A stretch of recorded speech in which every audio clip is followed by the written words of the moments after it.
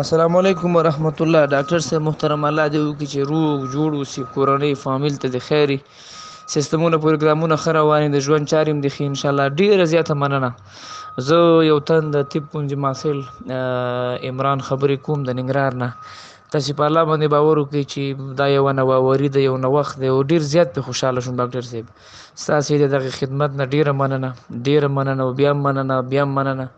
تاسې په الله باندې باور وکړئ چې د یو ناچاره محصل چې هغه نشي کولی چې په یو اکاډمۍ کې 3000 2000 یا 1500 افغانۍ فیس ورکړي، خو زمینه ورته دا مساعدېږي چې مطلب ستا غوندې د یو خادم شخص نه په لږ وخت کې په کم مصرف، په لوړ معیار، په یو ښه لهجه، په یو داسې کیفیت کوالټۍ باندې چې یعنی حد یې نشته دی.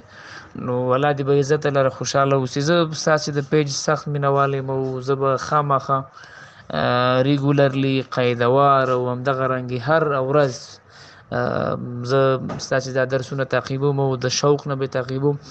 او په ننګرهار کې نو چې تاسې راځئ له خیره سره، نو خامخا به له ما سره ملاقات کوئ او ملاقات په دې بنا باندې چې الحمدلله موږ د یوې کورنۍ غړي یو.